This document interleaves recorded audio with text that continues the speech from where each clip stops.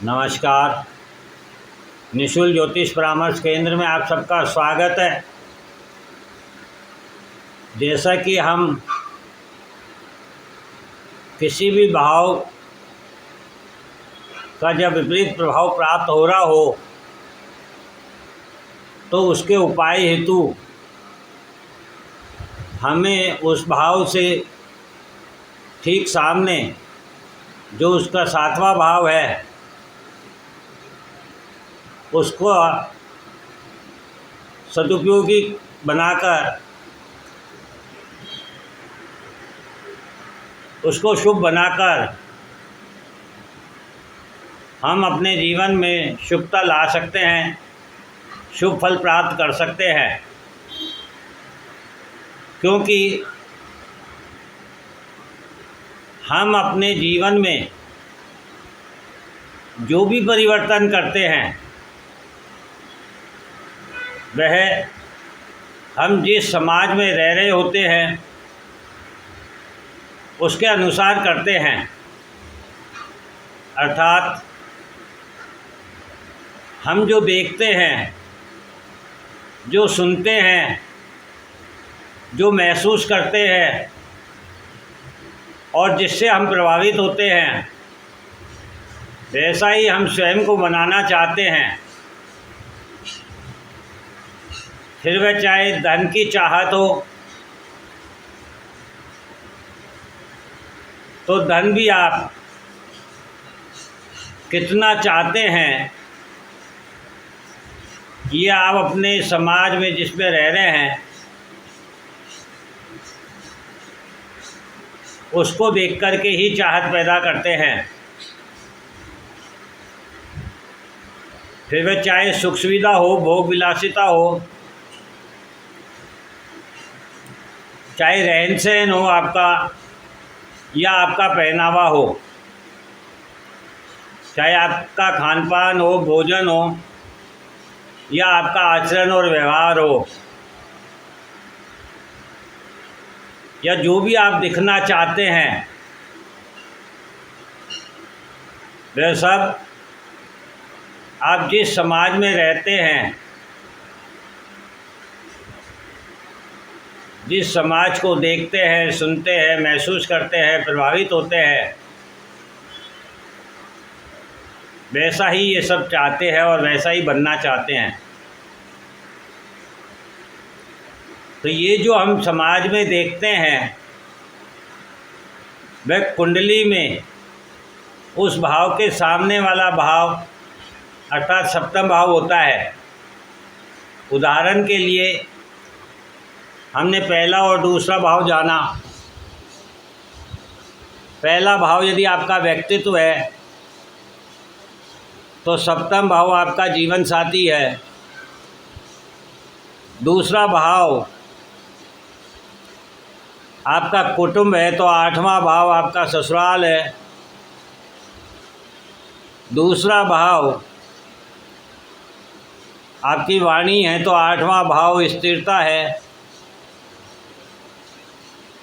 दूसरा भाव आपका धन है तो 8वां भाव साधना है। इसी प्रकार से आज हम तीसरे और 9वें भाव को समझेंगे। चौथा भाव यदि आपका सुख है तो 10वां भाव पराक्रम है। सुख चाहिए तो कर्म करना होगा, 10वां भाव कर्म का है और कर्म करेंगे तो सुख मिलेगा। 5वां भाव हमारी संतान है तो 11वां भाव हमारी इच्छा है, इच्छा पूर्ति है। इस प्रकार से हम आज तीसरे व 9वें भाव को समझेंगे। तीसरा भाव हमारे पराक्रम, कम्युनिकेशन, छोटे भाई बहन, पड़ोसी और छोटी यात्राओं का होता है। और 9वां भाव हमारा भाग्य, धर्म, पिता,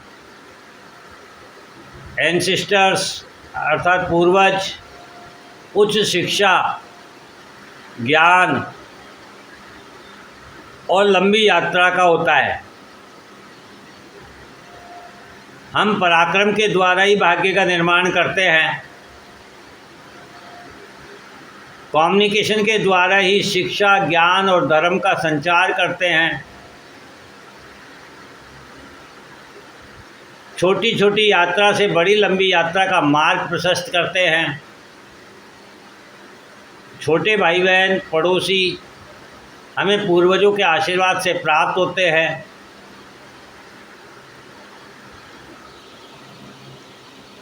तीन नंबर राशि मिथुन राशि होती है, जिसके स्वामी बुध होते हैं। मिथुन राशि वायु तत्व की होती है और इसका दिव्य स्वभाव होता है।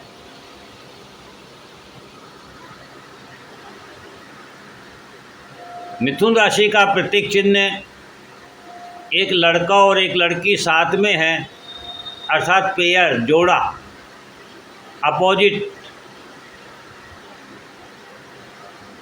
और 9 नंबर राशि धनु राशि है, जिसके स्वामी गुरु हैं। ये अग्नि तत्व की होती है, इसका भी दिव्य स्वभाव होता है। इसका प्रतीक चिन्ह, धनु राशि का प्रतीक चिन्ह घोड़े पर सवार एक तीरंदाज है, जिसके हाथ में तीर कमान है, जो लक्ष्य को निर्धारित कर रहा है। अर्थात बुध जो राजकुमार हैं, वह गुरु बृहस्पति के पुत्र हैं। बुध यदि बुद्धि हैं तो गुरु ज्ञान है। बुध वाणी है, बुध तर्क वितर्क है, बुध जिज्ञासा है। बालक में जानने की जिज्ञासा होती है और उस जिज्ञासा के तहत ही वह तर्क वितर्क करता है, और तर्क वितर्क भी वह वाणी के द्वारा करता है। जबकि गुरु जो कि ज्ञान है, और ज्ञान शांत स्वभाव का होता है, क्योंकि वह अनुभव से प्राप्त होता है। और जो चीज़ अनुभव से प्राप्त होती है उसमें वृद्धि होती है, वृद्धि कारक होता है, वह शुभ होता है, वही धर्म है।